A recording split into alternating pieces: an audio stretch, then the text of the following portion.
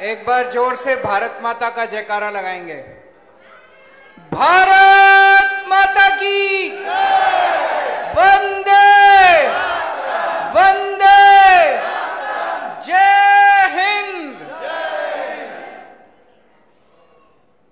अभी हफ्ता 10 दिन पहले जब आज का यहाँ आने का कार्यक्रम बना तो मुझे ईशुदान भाई ने, गोपाल भाई ने बोला कि आज तो आपका बर्थडे है, आज आप कैसे आएंगे, आप अपना बर्थडे दिल्ली में नहीं मनाएंगे। तो मैंने कहा दिल्ली में तो हर साल मनाते हैं, इस बार गुजरात में अपना बर्थडे मनाएंगे आप लोगों के साथ। और आज जितना प्यार, जितना मोहब्बत आप लोगों ने दी उसके लिए मैं बहुत तहे दिल से आप सब लोगों का शुक्रिया अदा करता हूं।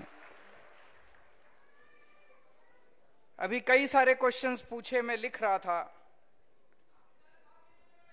काफी सारे रह भी गए, मैं मानता हूं काफी सारे रह गए, लेकिन मैं मोटा मोटा मुझे पता चल गया, मैं अब कोशिश करूंगा सब चीजों के जवाब देने की। एक प्रश्न ये पूछा गया कि हैं जी, देखिए ये मीडिया वाले ही अपना पूरा गुजरात में मैसेज पहुंचाएंगे, तो थोड़ा सा आप लोग मीडिया के साथ कोऑपरेट करें। मैं समझ सकता हूं कि आपको दिखाई नहीं दे रहा, मैं समझ सकता हूं, लेकिन मुझे सुन लीजिए, शक्ल बाद में देख लीजिएगा। सॉरी। एक प्रश्न आया कि दिल्ली तो कैपिटल है, दिल्ली में तो स्कूल ठीक करना आसान था। दिल्ली में भी गुजरात जैसा ही हाल था पहले। 2015 में जब हमारी सरकार बनी, दिल्ली के सरकारी स्कूलों का उतना ही बुरा हाल था जितना आज गुजरात के अंदर है। तो 70 साल में इन्होंने दिल्ली भी ठीक नहीं की थी, बीजेपी कांग्रेस वालों ने, हमने आके ठीक की है, तो हमें करना आता है। अगर दिल्ली ठीक कर दी तो गुजरात भी ठीक कर देंगे, चिंता मत करो। एक यहाँ पे जो भाई था वो बहुत उत्तेजित था, 22 साल की उम्र उसकी, बात उसकी बिल्कुल सही है कि ये कोई काम करने का टाइम थोड़ी था, ये तो पढ़ाई लिखाई करने का टाइम था। और बीजेपी और कांग्रेस ने लाखों करोड़ों युवाओं का कैरियर खराब कर दिया, उनका भविष्य खराब कर दिया। उसी के लिए तो हम लोग आए हैं, उसी के लिए तो आम आदमी पार्टी बनाई। नहीं तो अगर ये बीजेपी कांग्रेस वाले कुछ कर देते तो आम आदमी पार्टी बनाने की जरूरत ही क्या थी। मैं भी आप ही की तरह हूं, अपना अच्छा खासा घर पे काम करता था, मेरे को क्या जरूरत थी इधर उधर जाने की। लेकिन ये बीजेपी और कांग्रेस वालों ने 70-75 साल में कुछ नहीं किया, इसीलिए जनता को इकट्ठे होकर अब अपनी पार्टी बनानी पड़ी। एक है नॉन टीचिंग ड्यूटीज देते हैं, ये बिल्कुल गलत बात है। दिल्ली में बंद कर दिया हम लोगों ने, पंजाब में भी बंद कर दिया। किसी टीचर को पढ़ाने के अलावा कोई ड्यूटी नहीं दी जाएगी। अपने देश में शिक्षा व्यवस्था का इन्होंने कबाड़ा कर दिया है, मतलब जम के कबाड़ा कर दिया है इन लोगों ने। जो एक मिडिल क्लास वाला आदमी है वो अपने बच्चों को प्राइवेट स्कूल में भेजता है, और प्राइवेट स्कूल वालों ने लूट मचा रखी है। सारे खराब नहीं है, 2-4 ठीक भी हैं, लेकिन मोटे मोटे तौर पे यूनिफॉर्म के नाम पे, किताबों के नाम पे, development fees, picnic fees, library fees, फलानी फीस, ढिमकी फीस, और हर साल अनापशना फीस बढ़ा देते हैं और सरकार कुछ नहीं करती। मुझे बताया गया कि गुजरात के अंदर तो इन्होंने एक फीस कमेटी बनाई, फीस कमेटी बनाई थी इन पे फीस कंट्रोल करने के लिए। उस फीस कमेटी ने कंट्रोल नहीं किया, स्कूल फीस बढ़ाते हैं और वो उस पर ठप्पा लगाती जाती है। स्कूल फीस बढ़ाते हैं, वो उस पर करते हैं कि नहीं करते फीस कमेटी। तो प्राइवेट वालों ने गुंडागर्दी मचा रखी है। एक आदमी बेचारा अपने बच्चों को, एक माँ बाप क्या चाहते हैं, वो चाहते हैं मेरा बच्चा अच्छा पढ़ लिख जाए, पढ़ लिख जाएगा तो कुछ बन जाएगा जिंदगी में। बड़ी मुश्किल से एडमिशन होते हैं स्कूलों के अंदर, प्राइवेट स्कूल में कितनी मुश्किल से एडमिशन होते हैं। तो कोई माँ बाप जो है स्कूल वालों के खिलाफ बोलना नहीं चाहता, नहीं तो बच्चे को निकाल देंगे। तो माँ बाप मजबूरी के अंदर प्राइवेट स्कूलों की गुलामी करते हैं, और ये सरकारें प्राइवेट स्कूलों से पैसे खाती हैं। ये आधे से ज्यादा प्राइवेट स्कूल इनके अपने हैं, इन नेताओं के चलते हैं प्राइवेट स्कूल, इसलिए प्राइवेट स्कूलों के खिलाफ कुछ काम नहीं करते।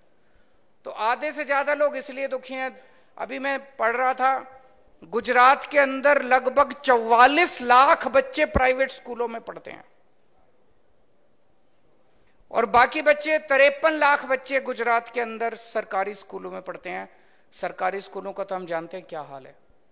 मजबूरी में जो बहुत गरीब आदमी होता है, जिसके घर में कुछ खाने को नहीं होता, वो आदमी मजबूरी में अपने बच्चों को सरकारी स्कूल में भेजता है। और सरकारी स्कूलों का इतना बुरा हाल है, इतना बुरा हाल है। ये केवल गुजरात की कहानी नहीं है, ये पूरे देश की कहानी है। पूरे देश इन लोगों ने 70-75 साल के अंदर शिक्षा का बेड़ा गर्क कर दिया इन लोगों ने। अगर हमें भारत को दुनिया का नंबर 1 देश बनाना है, अगर हम चाहते हैं कि भारत विश्व गुरु बने, हम चाहते हैं कि भारत अमीर देश बने, हम चाहते हैं कि भारत दुनिया का नंबर 1 देश बने, तो भाषणबाजी से नहीं होगा। सबसे पहले शिक्षा को ठीक करना पड़ेगा कि नहीं करना पड़ेगा?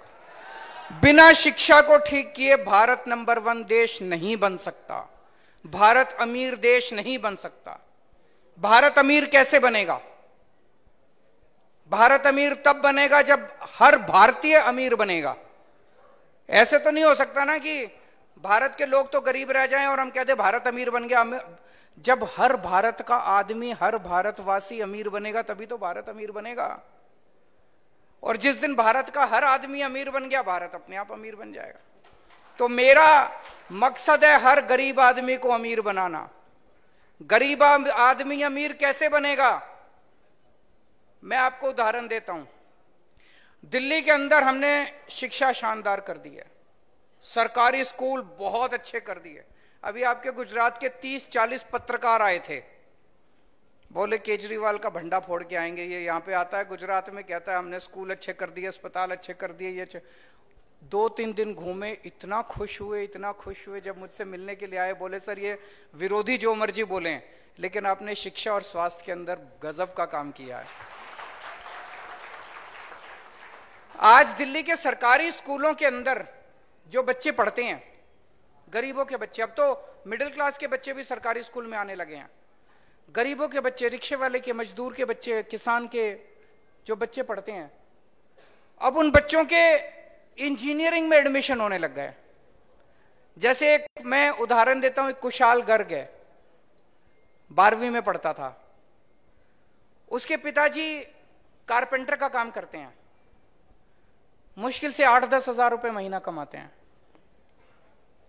कुशाल गर्ग कहता है कि मैं जब 7-8 साल पहले, जब हमारी सरकार नहीं बनी थी, उसके पहले वो सोच भी नहीं सकता था कि वो कुछ कर पाएगा, क्योंकि स्कूलों का बहुत बुरा हाल था। इस बार कुशाल गर्ग का all India institute of medical sciences में डॉक्टरी में हुआ है, डॉक्टर बनेगा अब कुशाल। ऑल इंडिया इंस्टीट्यूट में एडमिशन मिलना सबसे मुश्किल होता है, पृथ्वी के ऊपर सबसे मुश्किल है। उस लड़के का ऑल इंडिया इंस्टीट्यूट में हुआ, डॉक्टर बनेगा। सोच के देखो, जिस दिन वो डॉक्टर बनेगा उसकी स्टार्टिंग तनख्वाह 3-4 लाख रुपए महीना होगी। आज उसके पिताजी 8,000 रुपए कमाते हैं। तो उनका घर की गरीबी दूर हुई कि नहीं हुई? हो गई ना हुई? एक और बच्चा है, सोमेन करके है शायद, सोमेन गौर, नाम भूल गया मैं। वो बच्चा, उसके पिताजी प्लम्बर का काम करते हैं, वो भी 8-10 हजार रुपए महीना कमाते हैं।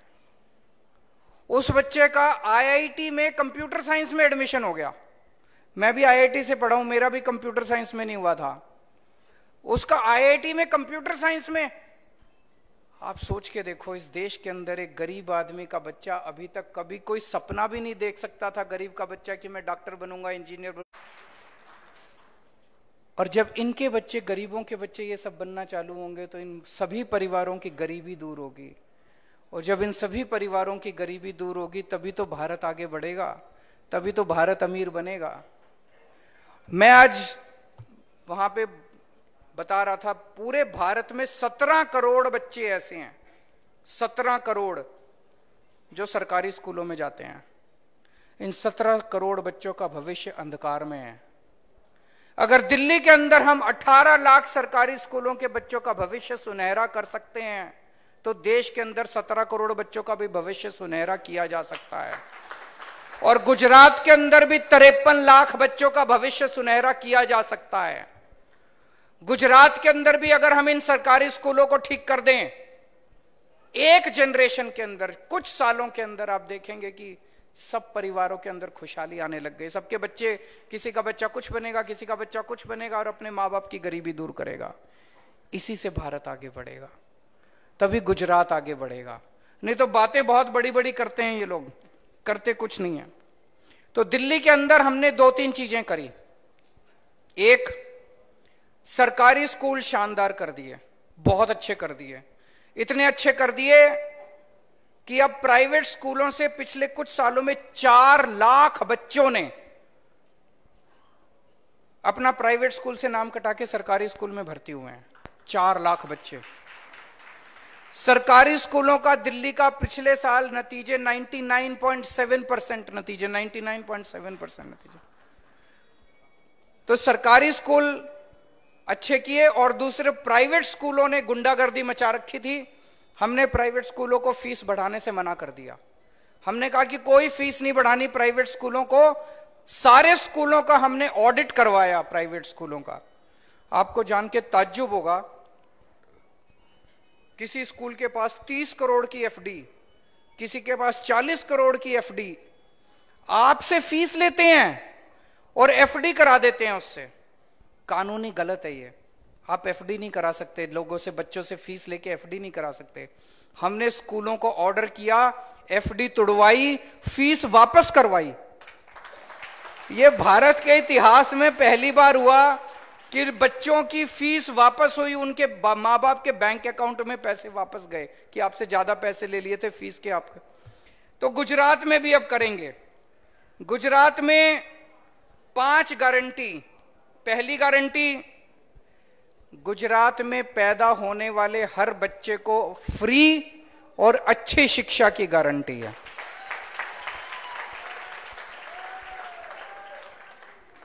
हम जबरदस्ती नहीं करेंगे।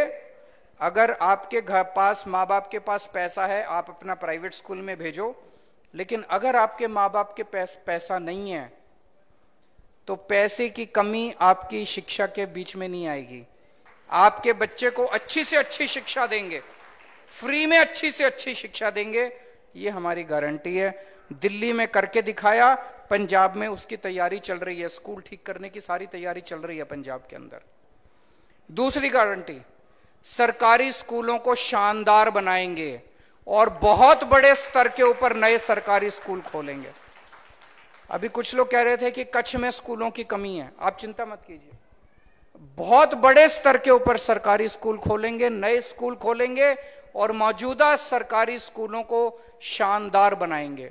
इतने अच्छे बनाएंगे, दिल्ली के स्कूल आप जाके देखिए, प्राइवेट स्कूलों को मात देते हैं दिल्ली के स्कूल। उनका, हमारा सरकारी स्कूलों का इंफ्रास्ट्रक्चर इतना अच्छा हो गया, उनकी शानदार बिल्डिंग, क्लासरूम, उनके डेस्क, ब्लैक बोर्ड, टीचर्स इतने शानदार हो गए कि प्राइवेट स्कूलों में अब कोई जाना नहीं चाहता दिल्ली में।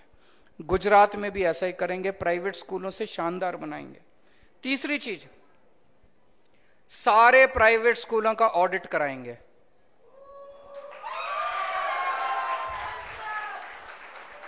सारे प्राइवेट स्कूलों का ऑडिट कराया जाएगा। जिन जिन लोगों ने पैसे ज्यादा ले रखे हैं, पैसे वापस कराएंगे आपके। और कोई, किसी भी स्कूल को अगर फीस बढ़ानी है, उसको सरकार से परमिशन लेनी पड़ेगी और किसी भी स्कूल को नाजायज फीस बढ़ाने की इजाजत नहीं दी जाएगी। ये लोग करते हैं ना कि किताबें खरीदनी है तो स्कूल से ही खरीदनी पड़ेगी, यूनिफॉर्म खरीदनी है तो स्कूल से ही खरीदनी। ये पंजाब में भी हमने खत्म कर दिया, दिल्ली में भी खत्म कर दिया। किताबें कहीं से खरीदो, यूनिफॉर्म कहीं से खरीदो। इन्होंने गुंडागर्दी मचा रखी है, अपने स्कूल से खरीदते, वही धंधा बना रखा है। किताबों का भी धंधा बना रखा है, यूनिफॉर्म का भी धंधा। ये बंद करेंगे।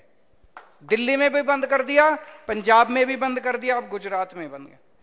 चौथी गारंटी, बहुत सारे कच्चे टीचर्स घूम रहे हैं कॉन्ट्रैक्ट पे, विद्या साहब, बहुत कच्चे टीचर्स घूम रहे हैं, सबको पक्का करेंगे।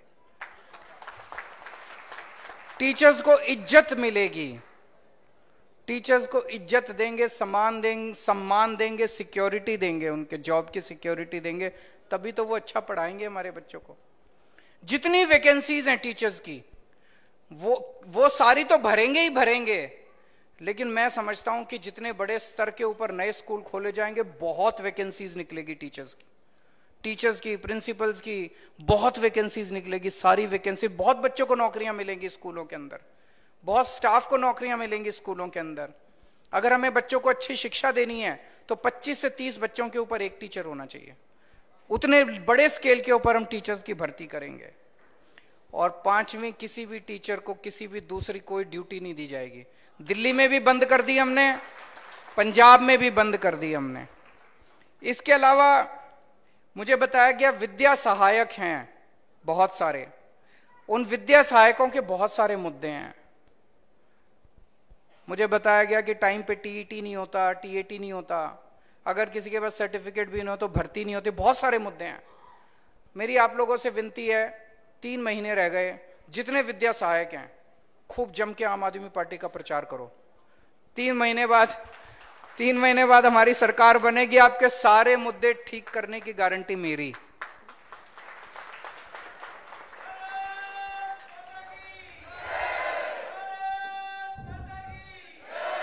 और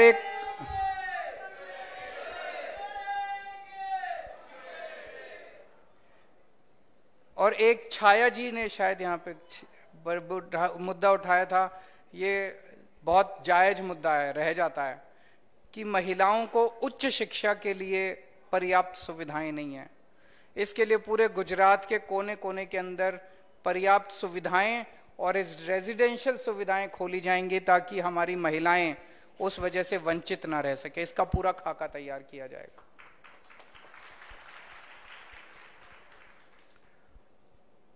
एक चीज मैं कहना चाहता हूं, पिछले हफ्ते जब मैं आया था तो कुछ पुलिस वाले मिले थे, उनके ग्रेड पे की डिमांड थी।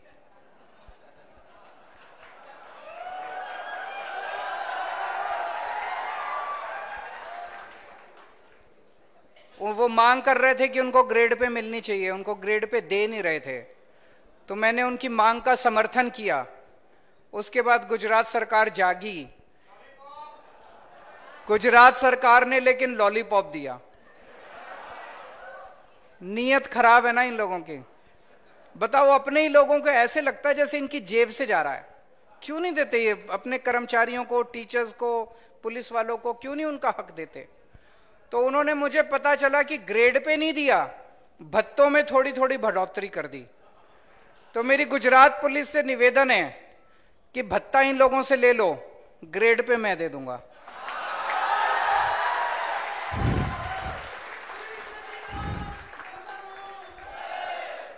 इन लोगों से भत्ता ले लो और अंदर ही अंदर आम आदमी पार्टी के लिए काम करो सारे जने। सरकार बनाओ आम आदमी पार्टी की, 4 महीने बाद ग्रेड पे हमसे ले लेना। बहुत बहुत शुक्रिया, थैंक यू सो मच। खूब खूब आभार।